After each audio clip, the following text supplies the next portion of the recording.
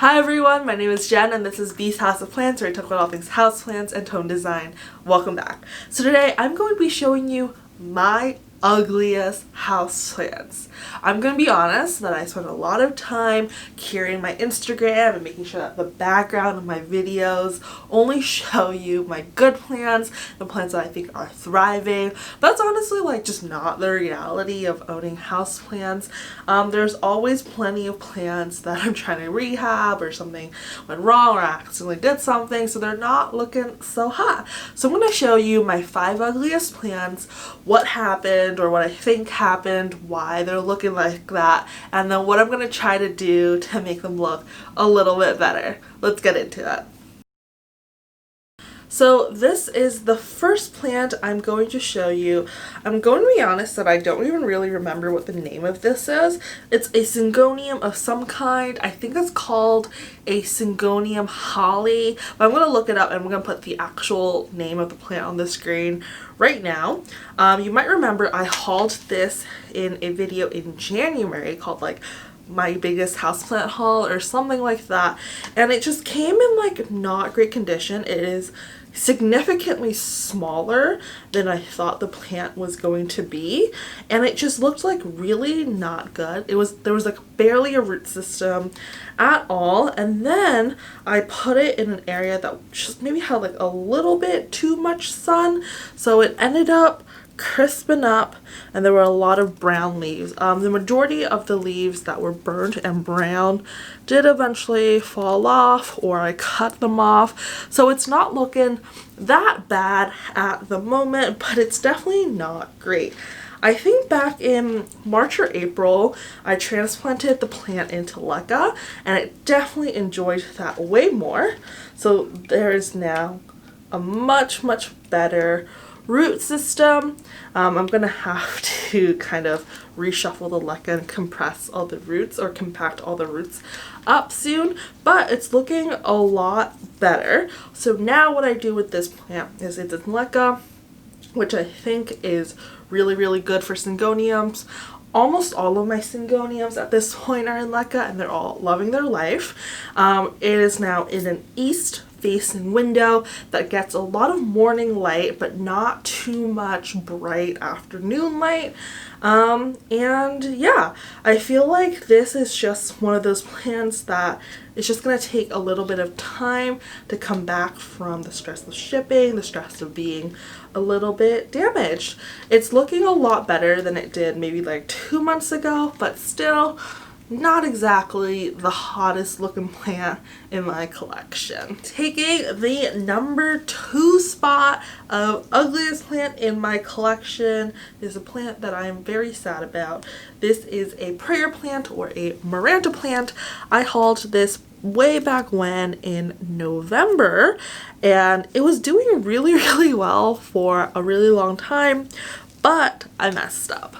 I moved it because the leaves were coming in really small, even though I, have had this plant for quite a while.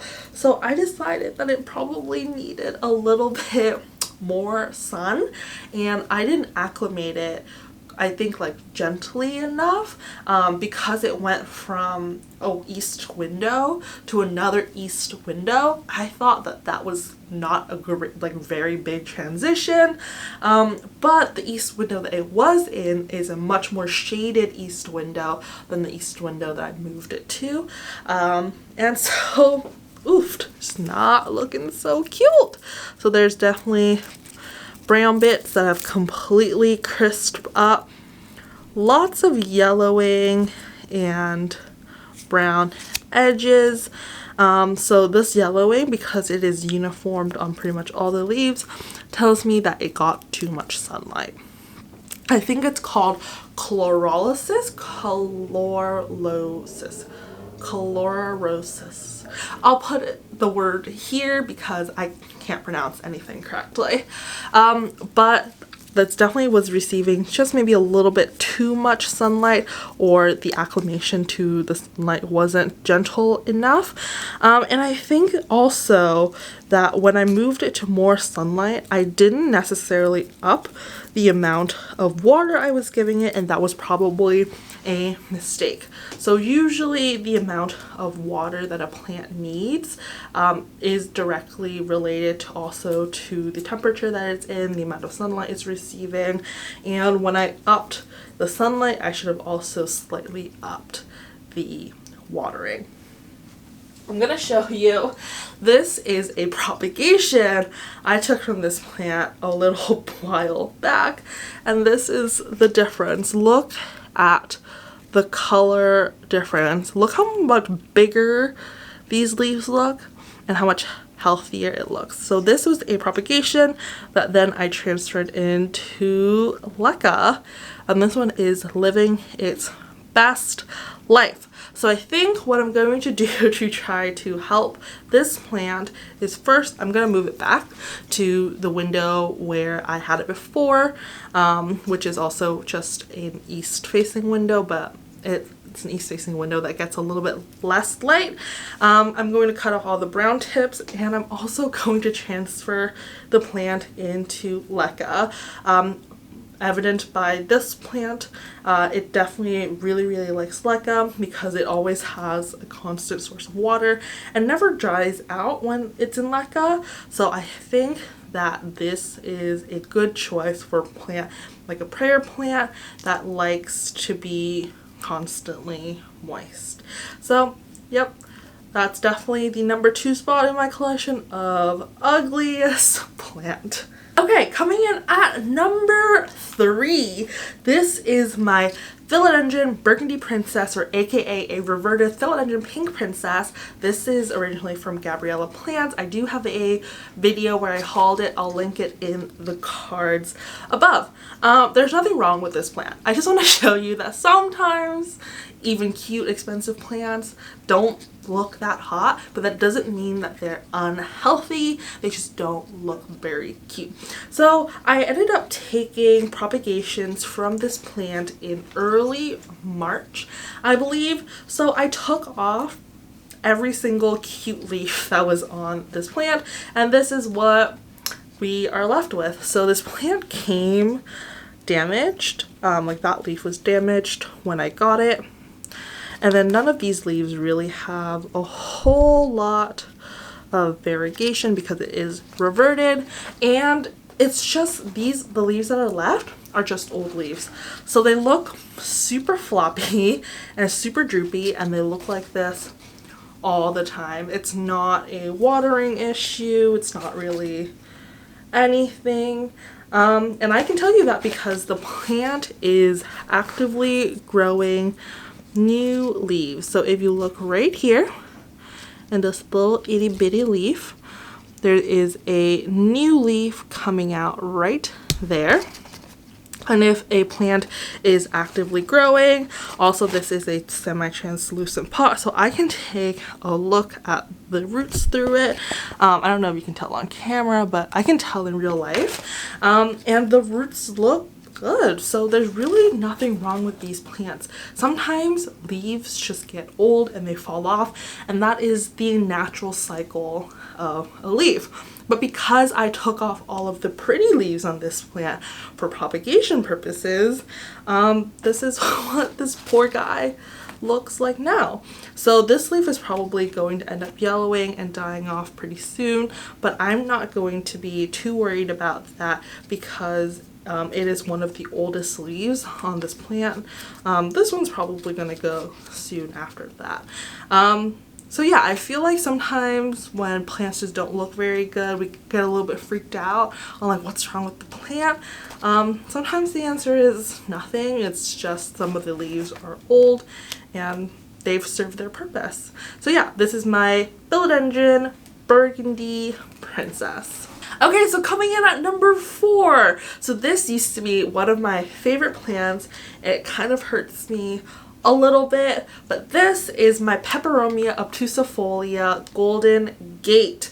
And if you look at the leaves, it's kind of pretty obvious what happened. So this plant got sun damaged. So I decided to put a lot of my plants outside for a watering and to do a little bit of a pest treatment with neem oil. I did it in like the morning and then I forgot about it outside, and so the sun came up and was full sun. With a lot of plants that have like a little bit of a lighter foliage or variegation, they're extra sensitive to direct sunlight, especially if they have not been acclimated to direct sunlight. So I only really left it outside for maybe a couple of hours in direct sunlight, but that was enough. All of the leaves burned, pretty much every single one except for one leaf. So I posted about it on my Instagram because at first I was kind of a little bit confused, because sometimes sun damage on plants, they don't show up immediately, and it kind of takes a couple of days or even a couple of weeks before the full extent of the damage shows up. So at first it didn't really look that sun damage, it just looked like there was a little bit of browning on all of my leaves. So at first I was really confused of maybe I overwatered it. So I ended up unpotting the whole thing to look at the root system to check to see if there was root rot. Thankfully there was not any root rot, but that pretty much confirmed that the leaves were browning due to sun. So what I ended up doing is that I pretty much cut every single leaf into its own propagations, and I am now propagating this plant. Eventually, when all the leaves grow in and they get a little bit bigger, then I can just get rid of the leaves that have been damaged. So yeah, so that's how I'm quote unquote fixing this plant. Unfortunately, if a leaf has already been damaged, there's really no way of reversing the damage. So really, I could have just left the plant and let it keep growing. This damage is mostly a cosmetic damage, but I didn't love the way it looked because it was already quite a tall plant and pretty much every single leaf was turning brown and looking kind of gross. So that's why I ended up deciding to cut it up and to propagate so that eventually I'll have a nice full plant and I can just cut off the damaged leaves. Alright, so taking the cake for number one ugliest plant in my collection right now. This is truly heartbreaking, so prep yourself. The number one ugliest plant in my collection right now is my Peperomia pink marble. Yes, the Peperomia pink marble. I'll insert a picture. Most liked photo on my account. Oof, this one hurts. This one, out of nowhere, the plant just started to decline, like very, very rapidly. Suddenly, it was losing leaves left and right. And the way it was losing leaves, it looked like the middle of the stem just started to rot off, like one leaf at a time. So recently, it basically lost like almost every single leaf. So recently what I did was I took it out of its pot to check the roots, and it looked like the roots were healthy because they weren't black or mushy, but there's definitely a watering problem somewhere because like the plant was getting mushy in the middle of the stem and rotting off. And I googled it, and apparently like overwatering and root issues is really, really common with peperomias. I don't know. So what I ended up doing was I decided to transfer like what was left of the plant into LECA so that it's a little bit of a drier environment, and all of the roots fell off. Like all of the roots fell off. So this is what I have left of my Peperomia pink marble. This is what I have left of my Peperomia pink marble. There's a little bit of pink on the second leaf, so that's good. And there's no roots left.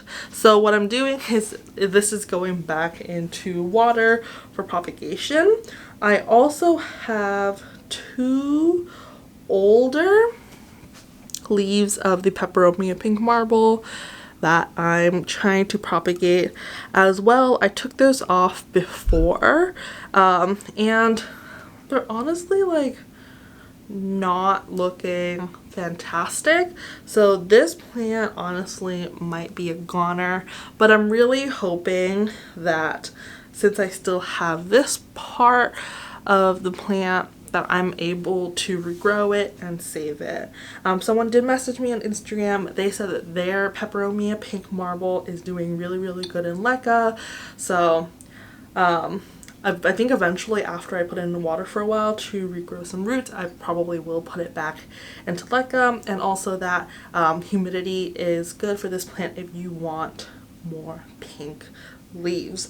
Right now I'm not going to worry too much about producing pink leaves just because pink leaves don't photosynthesize, and obviously because there's only like 2 tiny leaves left, I want the leaves to be able to do the maximum amount of photosynthesis available to it. So this is really like my saddest, most heartbreaking situation right now. But yeah, so you grow some, you lose some. It's just the part of being a plant parent. Alright, I'm gonna go put this back in water now. Okay, that's all I have for you today. I hope you enjoyed watching me show you some of my ugliest plants. Let me know what some of your ugly plants are so that I feel better. So yeah, if you enjoyed this video, please give it a thumbs up and subscribe. And I will see you soon. Bye!